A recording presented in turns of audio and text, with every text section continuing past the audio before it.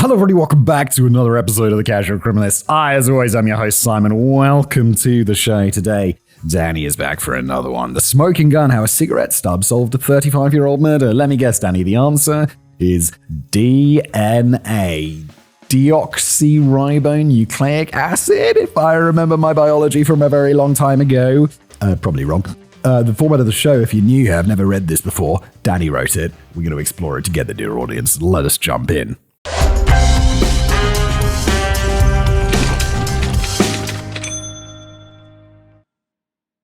It was baffling as to why anyone would have murdered little old Mary McLaughlin from Glasgow, Scotland in 1984, known to many of her friends as Wee Mary, on account of her modest stature. Well, rather than her peeing herself. Sorry, she's a victim of a crime. What's wrong with me? Remember what show you're recording, Simon. Have some respect. The 58-year-old was considered to be a harmless, happy soul who liked a good drink but never caused any trouble. And it's not like she had much in the way of money. The killer didn't even bother to take her purse. Despite a major investigation and 4 subsequent cold case reviews in later years, detectives were completely stumped as to who was responsible for the savage and seemingly random murder. The lack of answers, or any sense of closure, led to a long-running situation in which members of Mary's own rather complicated family were brewing dark suspicions about each other. It wasn't until 35 years later that the fog finally began to lift. Forensic scientists were able to take advantage of advances in DNA analysis to re-examine the evidence found at the crime scene, including a simple discarded cigarette stub, and they made a direct match with the DNA profile. The chances of the DNA detected on the evidence belonging to anyone other than this man were 1 billion to 1. And you know what they say? That is beyond reasonable doubt. But perhaps this DNA profiling lark isn't all it's cracked up to be. Oh, Danny, that's a bold statement. You're going to throw it all out, aren't we? Can you imagine it just turns out it's bad science, the whole DNA thing? It's like, no, all these people were innocent this whole time.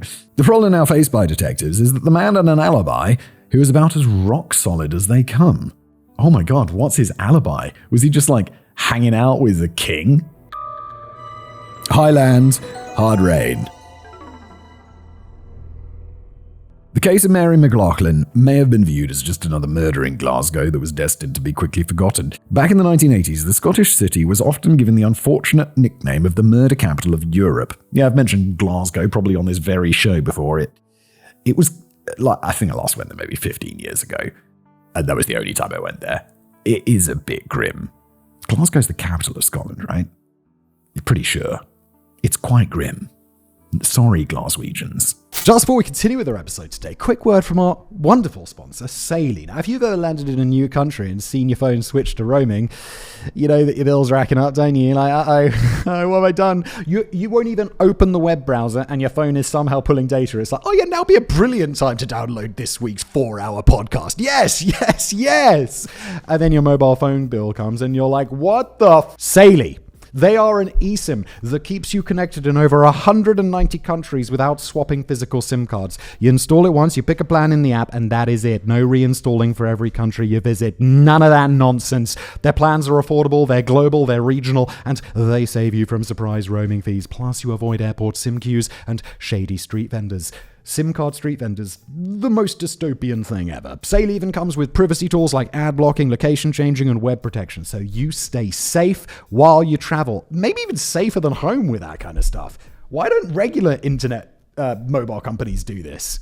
Works for iOS and Android, and if your phone isn't eSIM compatible, they'll just give you your money back. Perfect! Get an exclusive 15% discount on Saily data plans. Use the code CasualCriminalist at checkout. Download the Saily app or go to saily.com/Casual Criminalist. And now back to today's episode. Although I doubt that ever made it into the tourist brochures, but it's not an exaggeration either. Glasgow regularly came close to the top of Europe's homicide league tables in the 1980s, and much of this was pinned on the booze and blades culture that pervaded the city. Many of the murders were committed by young gang members with knives, often out of their minds on alcohol and drugs.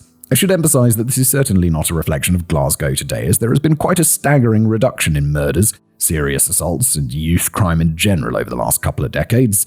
If you're looking for a holiday in Europe's most dangerous city, you'd be better off visiting Coventry. I don't think I've ever been to Coventry, but now I don't want to go. But whilst it's not possible to get a precise grip on the figures, it's estimated that there were dozens of murders in Glasgow in the year 1984 alone, and Mary McLaughlin was just one of them. But this case felt very different to the gang crimes. The senseless killing of this sweet, dainty woman by an unknown assailant in her own flat shocked the entire community and raised questions that wouldn't be answered for a very long time. You gotta what is the motive? What did this old lady do? There was no money taken or something like that, so why? Why did they kill an old lady?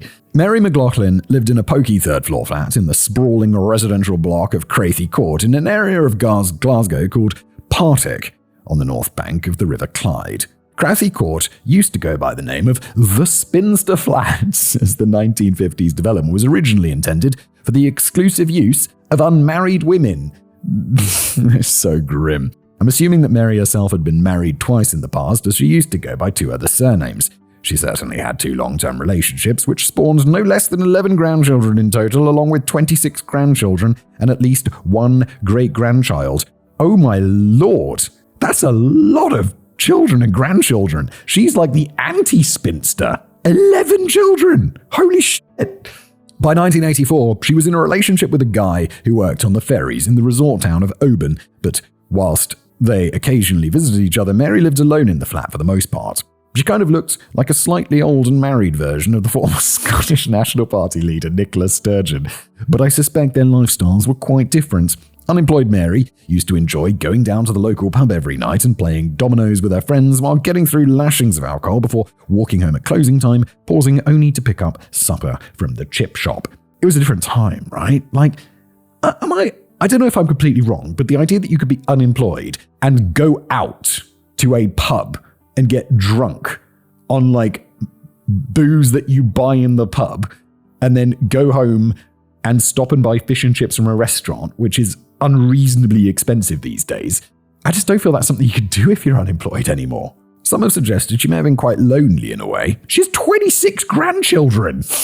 Others also share stories of a happy, friendly wee woman who was full of life and who always made light of a bad situation. You might think it's strange to even suggest that she could have been lonely when she had such a huge family, but there was apparently a bit of troubled history in this department. Mary had 6 children with the first father, but then she walked out on all of them. She went on to have 5 more children with the second father, but again she walked away. God damn. Details in this are sparse, and of course she may have had good reason to make an exit. I don't think there's really a good enough reason to abandon your children, unless you're like, oh no, I murdered someone, so it's probably best that I stay away because I think I might murder again. But many of the children went on to endure difficult lives and were resentful about their mother's absence for years. It sounds as if Mary only remained in contact with a few of her children, including 2 of her daughters, Catherine and Gina, and her son Martin, who usually drove over from the county of Ayrshire once a week to visit his mum at the flat. It was Catherine who accompanied wee Mary to the Hinland Bar on the night of Wednesday, the 26th of September, 1984. Mary had reportedly been in typically good spirits all night, possibly helped along by the fact that she had been knocking back plenty of typically good spirits all night. The Hinland Bar has been described by locals as something of a spit and sawdust pub, which makes it sound a bit rough around the edges, but sort of maybe the place where a kind of brave stranger from out of town shoves open the saloon doors and the piano falls eerily silent. Hey, beautiful woman!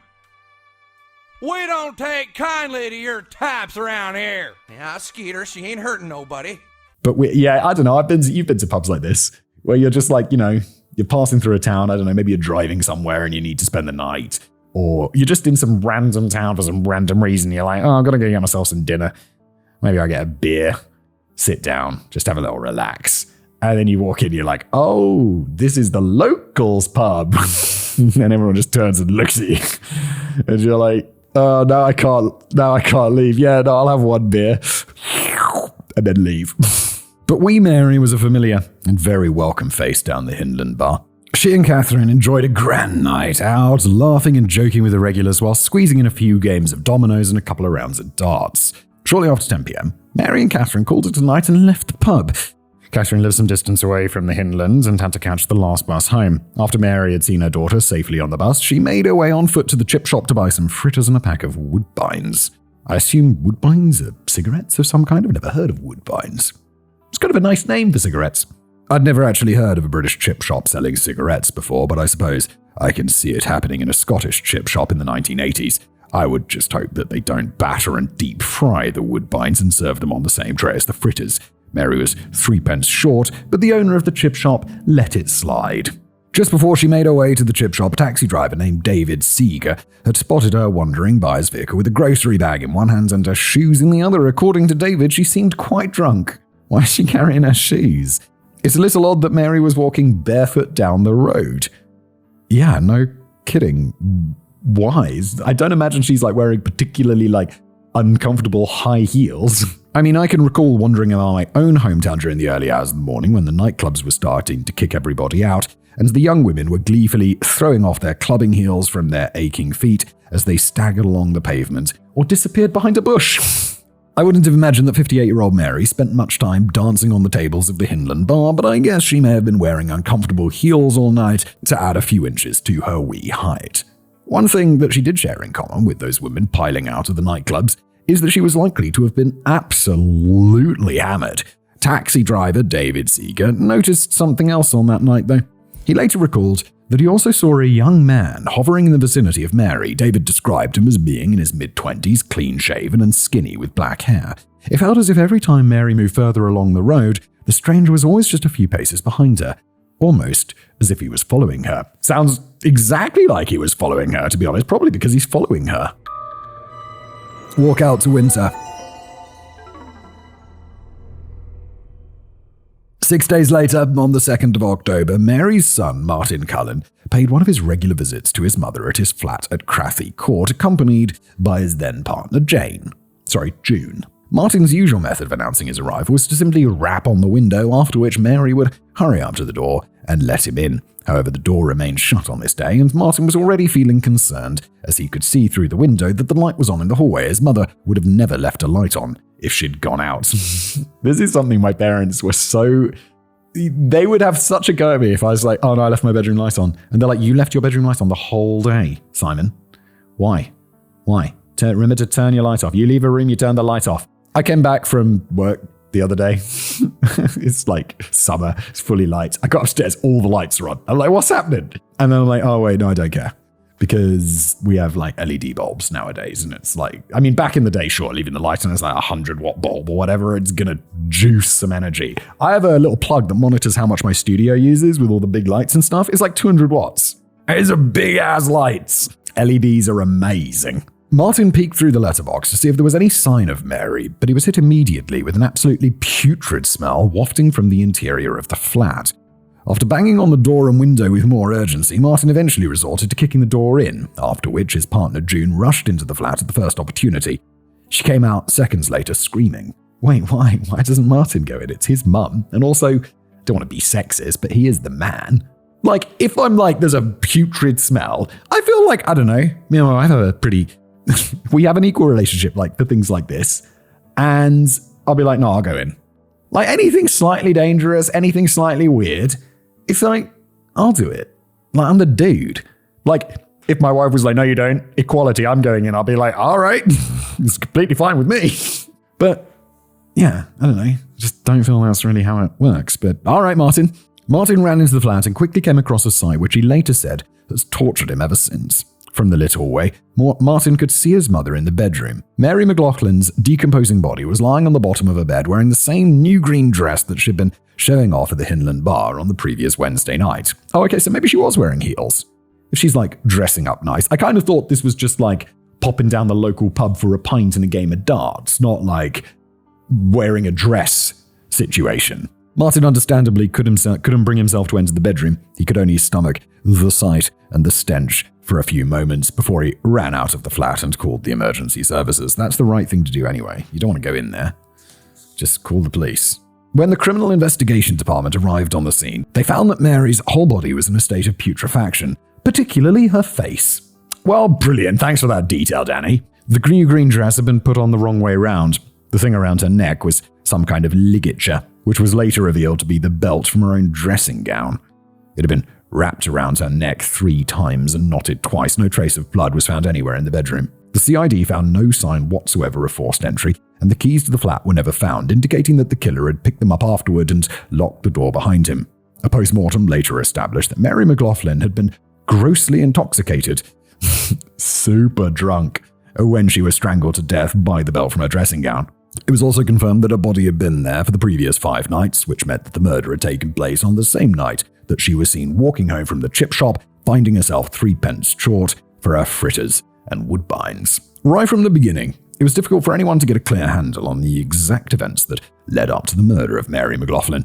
It was later suggested by her friends that wee Mary had been a trusting soul who occasionally invited people back to her flat for a nightcap after the pubs had closed. With no signs of forced entry, it could have been the case that Mary had invited the killer into the flat and told him to make himself at home. At some point during the night, she was undressed and dressed again. For all we know at this stage, she could have voluntarily done this herself in the company of the man in her flat and was perhaps too drunk to notice that she'd put on the dress the wrong way round. Yeah, that's fair. That's definitely fair. I can't think of a specific incident, but I'm sure I've got back from the pub fairly sloshed, put my pajamas on and be like, waking up the next morning, I put them on the wrong way round, did I? Forget to brush my teeth, did I? In my younger years. Alternatively, perhaps her level of intoxication or the strength of the man meant that she had little choice in the events from the moment she arrived at her own door. It might not have taken much physical effort for an intruder to get into the flat, as Mary was holding the key in her hand while juggling her shoes, a grocery bag, and perhaps even some fritters that she hadn't even eaten yet during a walk home that was less than a mile from the chip shop. Well, that's not a short distance. A mile's quite a walk, especially when you're sloshed and you got some food that's going cold. By the way, my desire to have fish and chips right now is so powerful, but it's so bad for you that I'm not. And it's also 10:30 in the morning. But my desire to have delicious fish and chips right now is so high. The new green dress may have been removed against Mary's will, and then later put back on by a man who didn't have much experience of putting dresses the right way round. Well, just look at the label. Regardless of whether the encounter was hostile from the start or was initially friendly, which turned very nasty, the outcome was that Mary had clearly been murdered at some point during the night, and now the hunt was on for the perpetrator, who was presumably still out there somewhere on the streets of Glasgow and could potentially strike again. The senior investigating officer on the case, Detective Superintendent Ian Wishart, appeared on national television to make it clear that the police would need the help of the public for this particularly cruel and brutal case. An obvious starting point would have been to try and ascertain the identity of the skinny young man who was spotted by the taxi driver David Seeger lurking close to Mary as she made her way home. But the police drew a complete blank on this, and in fact, the response from the public turned out to be massively disappointing. That's certainly not because nobody cared. The whole community was still reeling from the unfathomable news that some vile monster had done this to harmless old wee Mary. The simple problem was that nobody had witnessed anything at all after Mary was last sighted walking home barefoot from the chip shop.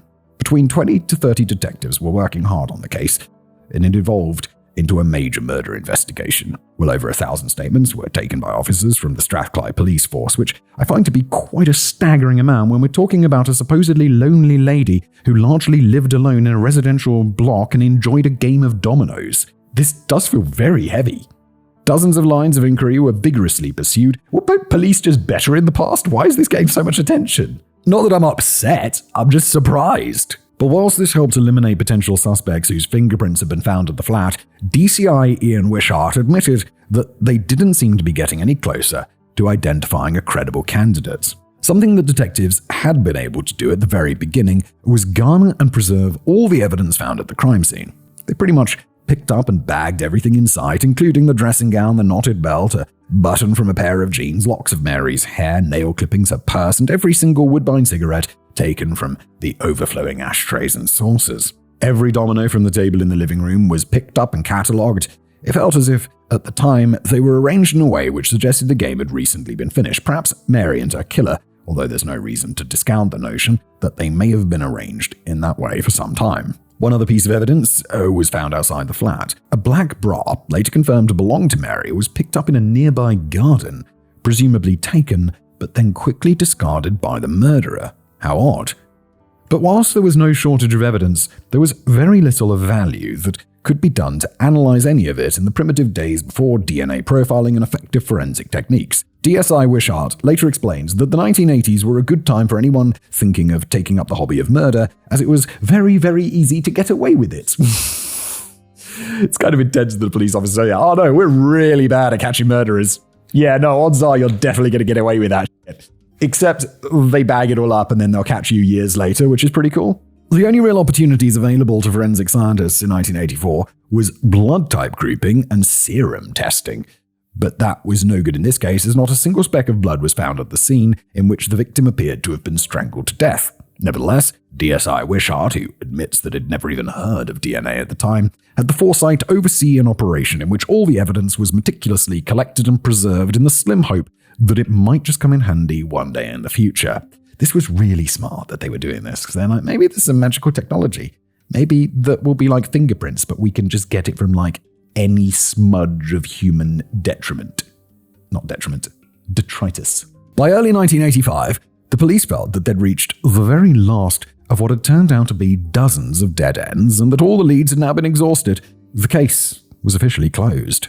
In the meantime, daughter Gina McGavin admitted that some members of Mary's pretty extensive family were now beginning to suspect each other. Did she have any money? Like, you always say, oh, maybe they killed her for like inheritance or whatever. But one, she doesn't seem to have any money, and she's unemployed and just goes to the pub every night. She's 58, so it's not like she just is retired.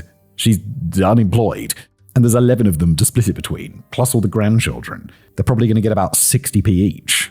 Very few concrete details are known about Mary's family history and the personal lives of her children, aside from the fact that she walked away from both sets of her 11 children, leaving behind lingering feelings of resentment in some cases, and perhaps a division between the two groups. Oh, you think they're angry enough about her leaving to kill her?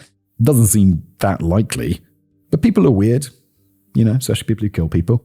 Gina was from the first group and had revealed that she was only 2 years... Oh my God, I had a dream that I killed someone last night. It just hit me that I had a dream. It wasn't murder. I like manslaughtered someone. Oh, I wish I could remember more details. That definitely happened. And then I just had this like feeling. It's like, oh my God, I'm going to have to go through the rest of my life as like, I killed someone. And I didn't get caught, but it still wasn't really my fault. But I can't remember any of the details.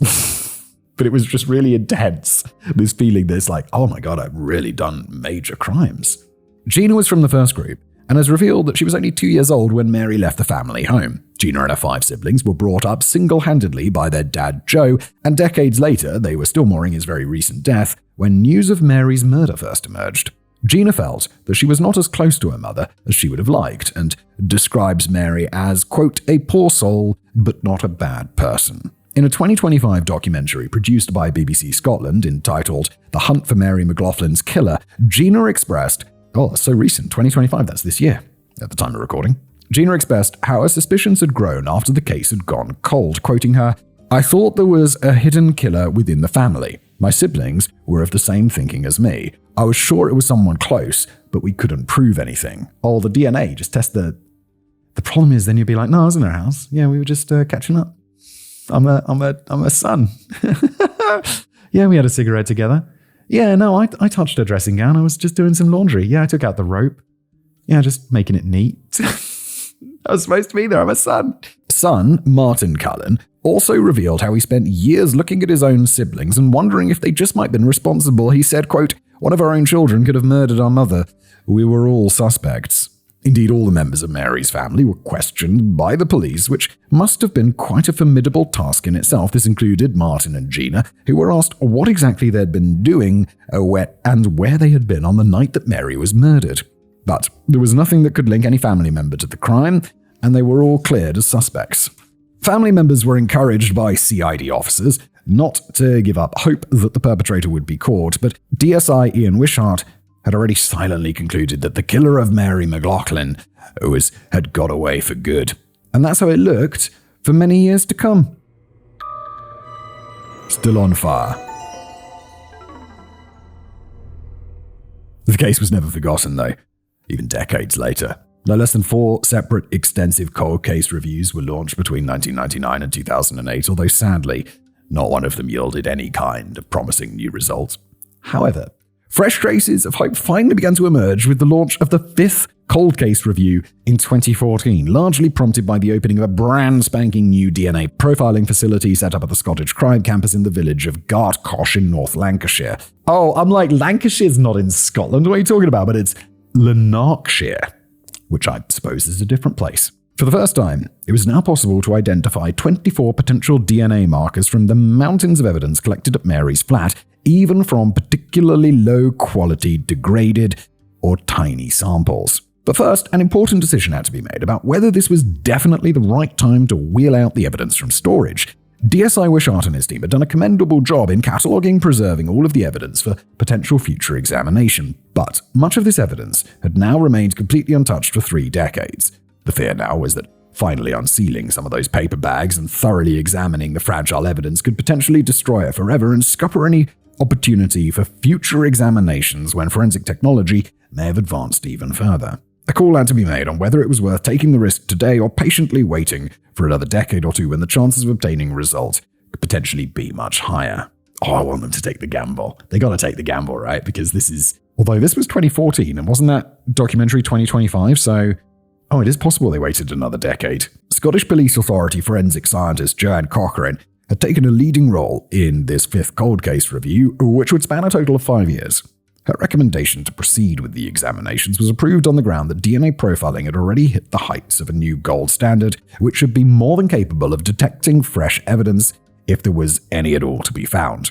It was deemed that now was the time to finally reach back into history and ascertain whether any shreds of that evidence collected way back in 1984 had been holding on to vital clues for over 30 years. Test for the family DNA, let's do it! But even if you do that, is it really going to lead to anything super, locked in? And didn't we mention that the person who they think it is has got an airtight alibi? Anyway, it took a while to get going, and there were a few false starts. Among the first items of evidence to be unsealed were the strands of Mary's hair, the nail clippings, and the button from a pair of jeans. It was considered that the button could possibly have popped off the killer's jeans if it tried to take them down too quickly, whilst Mary's nail clipping... Was there any evidence of sexual assault on this? Whilst Mary's nail clippings could potentially have retained tiny samples of the killer's blood if Mary had attempted to scratch him while she was being attacked. Alas, none of this led anywhere at all. But then we get to the mountain of cigarette stubs. I'm told by killjoy medics that smoking cigarettes can be quite dangerous as a lifestyle choice, and I imagine this is particularly true if you ever decide to slobber all over one on the night that you commit a murder, and then just leave the evidence behind in an ashtray at the crime scene. Yeah, because you're like, what are they going to do? It's just slobber. There's nothing in there that could identify me. That's impossible. There was one cigarette stub in particular that intrigued forensic scientist Joanne Cochrane, and that's because it wasn't Mary's preferred choice of woodbine like all the others. It was an Embassy brand cigarette, a much smoother smoke than the harsh and intense sensation that you got from puffing away on woodbines, which were generally a bit nasty, but reassuringly cheap. Yeah, the price difference on cigarettes. I remember when I worked in a cigarette shop, like a newsagent's. The difference between cheap cigarettes, it was like they could be triple the price. Now, this might not necessarily tell us that much. Maybe Mary just happened to smoke an Embassy cigarette one night. She's like, I'm going to treat myself to an Embassy. Or bearing in mind that the ashtrays and saucers might not have been emptied for a while, it could have been smoked by a visiting friend sometime earlier. But Joanne discovered what felt like the first major breakthrough in over 3 decades when the DNA found on the Embassy cigarette was compared to thousands of profiles of convicted criminals loitering in the Scottish DNA database. She got a direct match with a full male profile, and the initial signs suggested that this could truly be a pivotal moment in the case. The DNA matched that of a criminal, Graham McGill, who had previously been convicted of sexual assault. Right, but the problem is, you have no idea when that cigarette was put there. Overflowing cigarette tray, it could have been a week.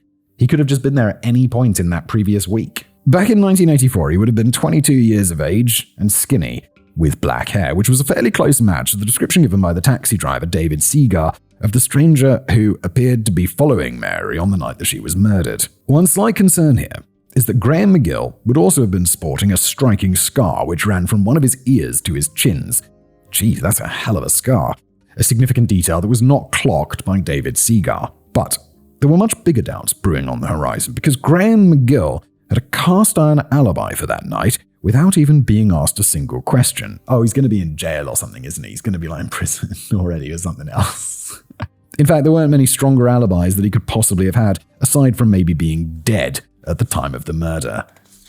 What's it going to be? McGill's first known convictions were in 1981 when he was found guilty of R-word and attempted R-word. The latter conviction was strangely described as ravish in Scottish law at the time to indicate that the full act had not been completed.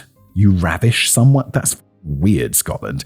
He had been sentenced to 6 years in prison at HMP Edinburgh, but this sentence had been halved due to good behaviour, so he was released back into the wild in 1984. This might seem to add up, as this was of course the same year in which Mary was murdered, but there's a glaring discrepancy. Well, yeah, a year is 365 days, maybe he was just released after. Graham McGill wasn't released, from HM Prison Edinburgh until the 5th of October 1984. This was 9 days after Mary was last seen alive and just 3 days after her son Martin discovered her body at her flat in Crathy Court. It was clearly going to be quite tricky to prosecute a sexual predator for murder when he was already banged up at the time. But this left detectives with a puzzle that didn't appear to make any sense at all. Right. He was obviously in prison, so how did that cigarette get there? The only thing I can really think of is twins. He must have a twin that he either knows about or doesn't know about. In 2019, Joanne Cochran and the team of forensic scientists refocused their efforts and turned their attention to the belt from the dressing gown which had been used to strangle Mary. One of the 2 knots had already been untied during one of the previous unsuccessful cold case reviews, and this again hammered home the urgency of getting a result this time. A tightly tied knot may well have protected any DNA locked inside from contamination, but once this second knot had been untied, there weren't going to be any further knots to untangle from the murder weapon. The team was also acutely aware that attempting to detect any DNA from the killer within the knot could prove to be incredibly problematic, as the belt had been wrapped around Mary's neck for 6 days and was likely to have become saturated in her own decomposition fluids, potentially obscuring or degrading any traces of DNA from the killer. However, they pressed on, painstakingly untying the double knot in the lab, with photographs taken at every minor stage as the inner fabric was finally exposed again for the first time since Mary's murder. And the team got another solid result when they found DNA which matched the profile of criminal found on the Scottish database. It again belonged to Graham McGill. Dude, Graham McGill's got a twin, right? It's the only explanation. Or he somehow nipped out of prison for a little bit, but that seems a little bit unlikely, doesn't it? More DNA discoveries were made on other pieces of evidence within the same year. Oh, it's also possible that they've misidentified it, so Graham's DNA is not actually Graham's DNA, so there's been a lab error at some point when they initially stored his DNA profile. Graham McGill's semen was found on both the green dress that had been put back on Mary the wrong way round and the black bra, which was later found in a neighbour's garden, confirming that some kind of sexual activity had taken place before Mary was murdered. With all the combined evidence that had now been assembled, the odds of the DNA belonging to anybody other than Graham McGill were 1 billion to 1. But this still left detectives with an impossible puzzle to crack. McGill was definitely only released from prison after Mary had been murdered, so how could his DNA have been swarming all over the evidence taken from the crime scene when he was still behind bars? This is very odd.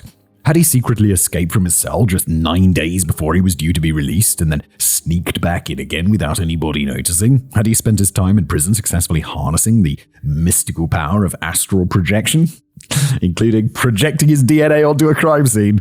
Had someone else stitched him up in what must have been a pretty elaborate and actually quite messy operation?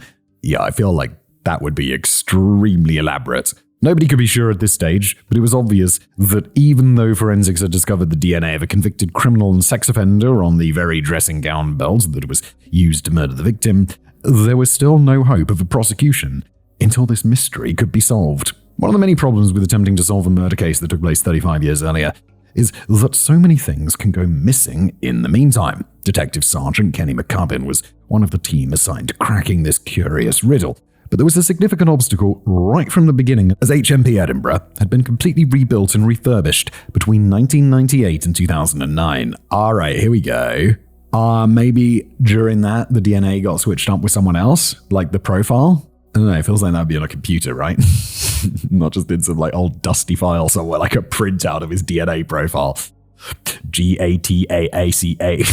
Graham McGill had been incarcerated in the days before digital record keeping, back when the primitive humans of the 1980s were still fiddling around with ancient forgotten tools such as pens and paper. But the issue was that many of the original records had been lost during the extensive rebuilding program. Well, that's not very smart, is it? I feel like if you're rebuilding a police evidence place, you should take good care of the evidence. On their quest to uncover any clues or documents that might help explain the conundrum, DS Kenny McCubbin and the team went sifting through records found in other prisons, the Parole Board for Scotland, and social services officers. But it was in the National Records of Scotland in Edinburgh that D.S. McCubbin came across just 10 handwritten digits that help shed light on the paradox. McCubbin had found the journals belonging to the governor of HMP Edinburgh at the time that McGill was imprisoned. Within those crusty pages was a simple entry dated the 23rd of September, 1984.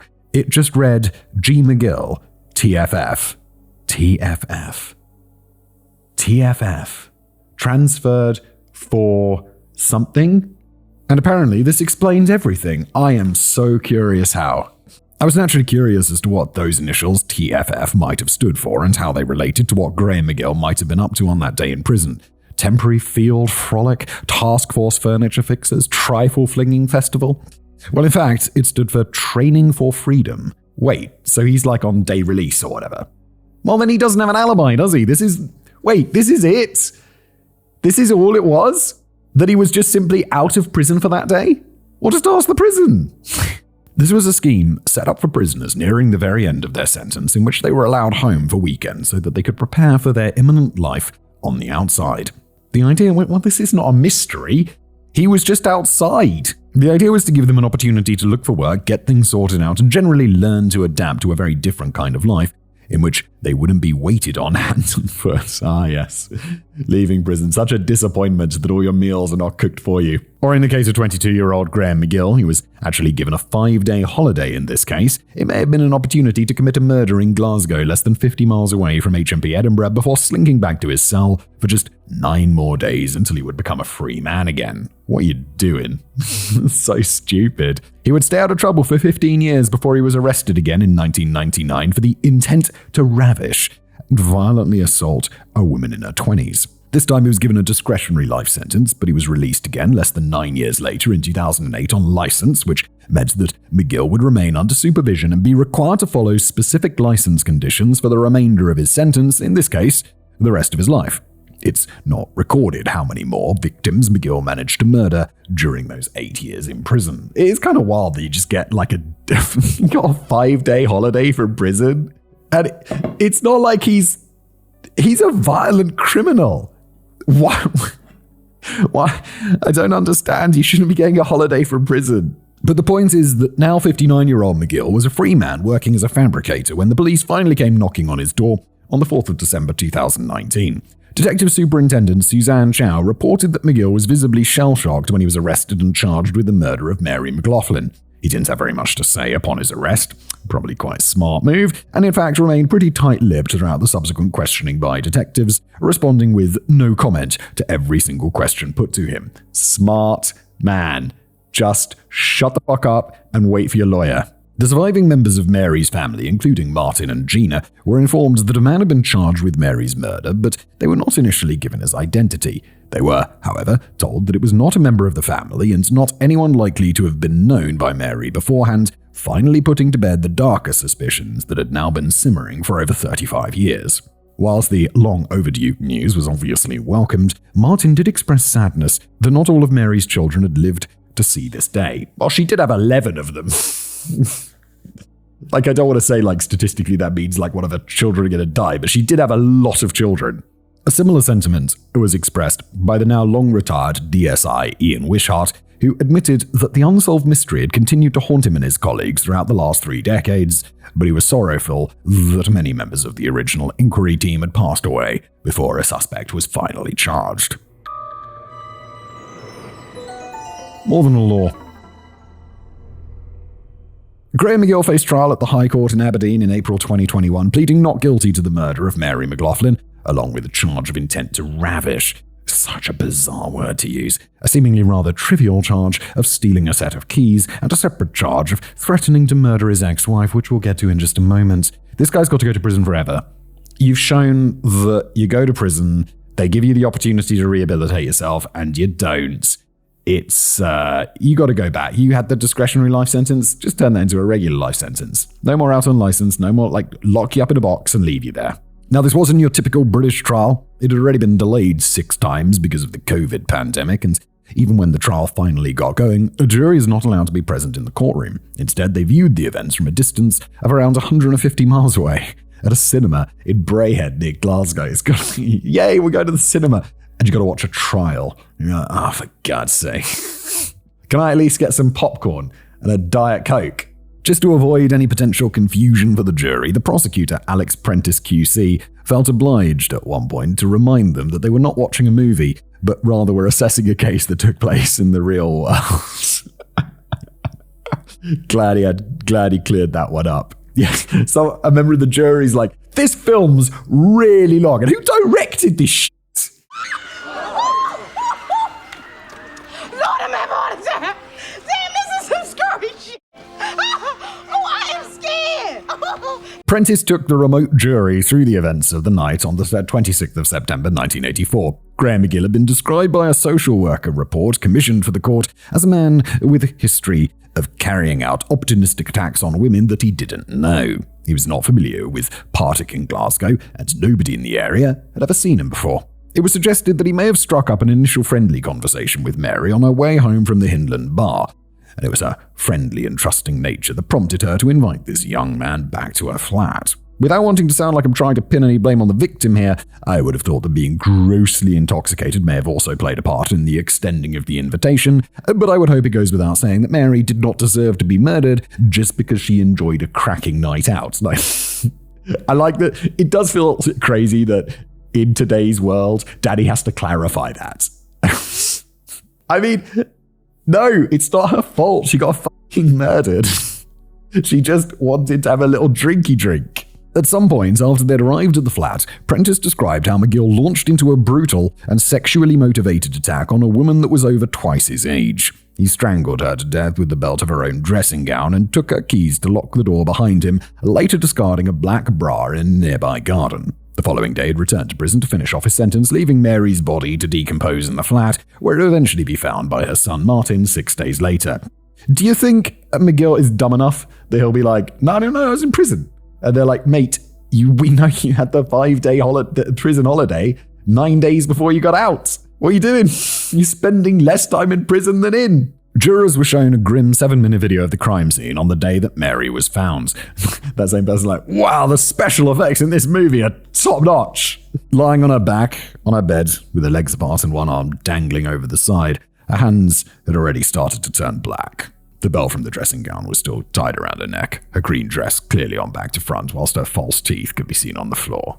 Graham McGill gave no testimony of any kind and spent most of the trial looking down at the floor, but there were witnesses called to the stand, with plenty to say. Catherine Mullen recalled the night of the 26th of September, which she'd spent with her mother playing dominoes and darts down at the Highland Bar before catching the last bus home.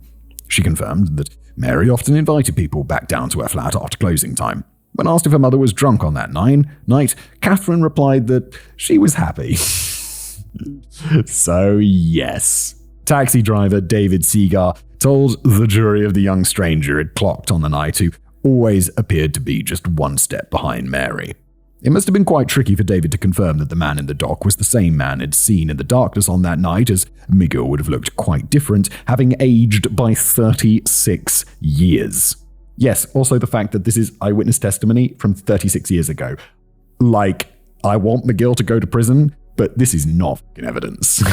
The defense team, led by Sarah Livingston, attempted to cast doubt over David's sighting by pointing out that the taxi driver had failed to spot the distinctive scar that ran from one of his ears to his chin, indicating perhaps that this mysterious young stranger and potential killer was not actually Graham McGill at all. I'd be more like, dudes. I mean, I wouldn't say dudes, but I'd be like, this was 36 years ago, from inside a taxi, attempting to identify someone that's now 36 years older. They'd be like, this is insane. Why are we even considering this? By far the most sensational witness was none other than McGill's ex-wife, Suzanne Russell. I feel like the most sensational witness should be the DNA that he left everywhere. McGill and Suzanne had been in a relationship since 1985, less than a year after Mary's murder, and they got married in 1993. Suzanne decided to leave McGill 6 years later in 1999, which may or may not have had something to do with the fact that this was the same year in which McGill was sent to prison again for violent assault and intent to ravish. When the cold case team had tracked down Suzanne Russell as part of their investigation into the history of their new suspect, she had made a startling admission. Her husband had privately confessed to murdering a woman in 1984. Uh-oh, don't tell people about your crimes. Suzanne now told the court, He said he was round the pub for a drink and he said a woman wouldn't leave him alone and kept pestering him. He said he went back to her flat, that he had murdered her, that he had strangled her, and that he just wanted to know what it felt like. He said he used her tights, and he was shocked at how long it took to actually murder her. He said he wasn't worried about it at all because she was on her own, she didn't have anybody, and she was more like a prostitute. What a unpleasant man. Suzanne added that she didn't really believe him and felt that it was a scare tactic to try and stop her from breaking up with him, which she was considering at the time. She also claimed that he had threatened to kill her too if she ever told anyone. Defense counsel Sarah Livingston put it to Suzanne that the confession never happened and that this was a case of a bitter ex-wife seizing an opportunity to drop her former partner in the shit. Yeah, I think that's pretty solid. I think that's a pretty solid defense right there. I mean, this is just hearsay. But Suzanne insisted that while she didn't know if he had been telling the truth, he definitely confessed to the murder of a woman who he never named. One glaring anomaly in the alleged confession is McGill's claim that he used a pair of tights rather than the belt of a dressing gown. Is it possible that McGill could have changed certain elements of the story when confessing to Suzanne, perhaps because he didn't want to give her enough details to figure out the identity of the victim? Hell yes, I think that's exactly what he did. Like, do I believe this happened? Yes. Do I believe it's useful in court? No, just use the DNA. The DNA's right there. There can't have been many women in Scotland who were strangled to death by the belt of their own dressing gown in 1984. Of course, we'll never know for certain if this confession happened, as it's just one person's word against another. Well, that's if McGill could ever have been bothered to open his mouth to deny anything. But it wasn't of critical importance anyway, as the real star witness was the wealth of DNA evidence as presented by forensic scientist Joanne Cochran. Yeah, I'd like to see how Livingston, the defense barrister, is going to deal with this one, because, I mean, how? It's like, it was his twin. It's a 1 in a billion. Joanne admitted that nobody could be certain of the exact circumstances that led to Mary's death or how McGill's semen had been deposited onto the victim's dress and bra. She even admitted that even though his DNA had been found on the belt, this wasn't conclusive proof that he had tied the knot, as it could have been a case of secondary transfer in which DNA is indirectly deposited onto an object through an intermediary, like a shared surface or a handshake. God, I mean, this is beyond doubt, guys. But even so, it was hard to ignore the fact that the DNA of a known sexual predator was found plastered all over a crime scene in which a presumably sexually motivated attack had led to murder. The trial lasted 4 days, and the jury took less than 2 hours to reach a verdict, which doesn't surprise me at all. 36 years after the event, the jury returned with the unanimous verdict that Graham McGill was guilty of the murder of Mary McLaughlin. Afterwards, I'd like to think they retired to the foyer of the cinema to purchase a big bucket of popcorn. Danny and I, same page. The other charges were ultimately not pursued. I came across various sources which suggested that the jury deleted the other charges of intent to ravish, the theft of a set of keys, and the threat to murder Suzanne Russell. But this can't be true, as no jury in any legal system across the world has the authority to delete charges. What actually happened is that the prosecution withdrew those charges in light of the guilty verdict for the more serious charge of murder, as they were now considered redundant. Yeah, there's no point putting the court... This guy's going away forever, right? So there's no point putting the court system and another jury and all of this stuff through the ringer. It's just a waste of taxpayer money and everybody's time. An interesting one with juries. I'm not on the... I took myself off the electoral roll in the UK, because that's how they call you for jury duty, which is very unusual. It's very unlikely to be called for jury duty in the UK, because unlike in America, we don't have it for civil trials and we don't have it for most criminal trials. So being called for jury duty is unlikely. However, I was like, I don't want to randomly be called up and potentially have to then fuck off to the UK for 3 months to do jury duty or whatever, which I'm, worst case scenario or whatever. And I was always like, it's extremely likely that there's someone I know in a similar situation to me who did get called for jury duty. And he's like, no, I'd just like to be able to vote in the UK. And I'm like, well, now you got jury duty. And it's like, would I like to be able to vote in the UK? Yes. Is it worth being summoned for jury duty? No. The judge, Lord Burns, formally acquitted McGill of those charges, which must have been a relief for McGill, as I'm sure he wouldn't want to go through the rest of his life drowning in the shame of being a convicted key stealer. Lord Burns gave a long and rambling statement during sentencing, but here are the key details. Quote, Jesus, these are the key details? It's still a hell of a quote. Lord Burns must have waffled the fuck on. Mary's family had to wait 36 years, this is how I imagine Lord Burns speaks, in order to discover who was responsible for your act of murder, knowing that whoever did it was probably at large. I don't know why I'm giving you this voice. This is like present day, relatively, isn't it? What, a decade ago? Something like that? Knowing that whoever did it was probably at large in the community. It is due to the perseverance of police authorities, and in particular the forensic biologists, that your guilt could be demonstrated. You took advantage of a vulnerable and lonely woman who was probably intoxicated. Probably intoxicated. She was loaded.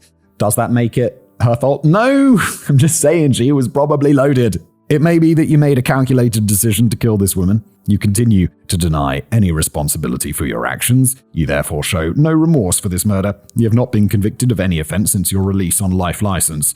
I've regard to your age now and to the fact that you've been in employment in the past. In light of these circumstances, I consider the punishment part should be fixed at 14 years. That is the minimum period you will serve. It will then be for the parole board to assess the risk you pose and decide whether or not you should be released at some point thereafter. Honestly, I don't think he should be released. I think this guy, he's shown no recidivism. The opposite of that. Recidivism is where you commit crimes after being in prison, right? He is a recidivist. He's not going to learn his lesson. He's a bit of a psycho. Let's lock him up and make sure he doesn't get out. Maybe someone can steal those keys for his prison cell. It's a weak joke. I have to say, though, I was pretty gobsmacked by the leniency of that sentence. Here was a guy who had already served just 3 years of a 6-year sentence for sexual assault, albeit he was also let out on holidays to commit murder.